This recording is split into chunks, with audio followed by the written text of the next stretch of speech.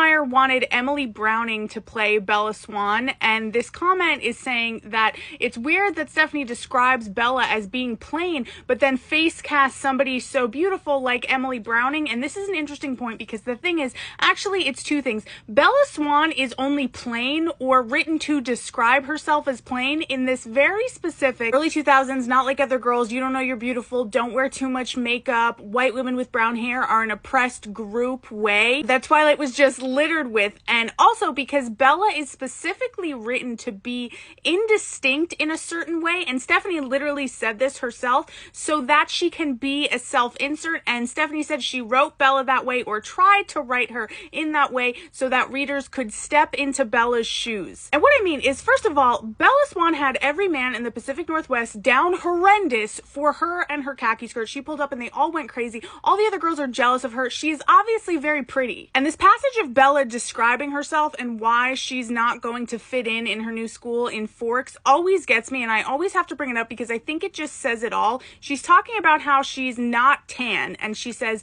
"Instead I was ivory skinned without even the excuse of blue eyes or red hair despite the constant sunshine. I'd always been slender but soft somehow, obviously not an athlete." She says, "Physically, I'd never fit in anywhere." Like, how is Bella Swan supposed to get by being a thin white girl with brown hair? And that really is the extent of Bella Swan being plain. She's not really. She just has to directly oppose the villainous, attractive, stylish, confident blonde, and not like just specifically Rosalie, just that person, that character, that woman in general. Because don't forget, like, the Twilight books really do act like white women with brown hair are an oppressed group, and all the good characters are written to have brown hair, and blondes are really villainized to a comical degree. Granted, that was pretty popular during the time, but like in Twilight, it really is hard to ignore, and it's very funny. Despite what she says, Belle is actually very popular, very well liked, very sought after. Nobody really seems to think she's plain. Everybody thinks she's really beautiful, except, you know who does think she's plain? Edward. Dusty is the only person who really thinks that before he realizes he can't read her mind and starts projecting his ideal pure woman onto her. Edward actually really doesn't find Bella very attractive at all. He thinks she is very ordinary and doesn't understand what all the fuss is about, so do with that what you will.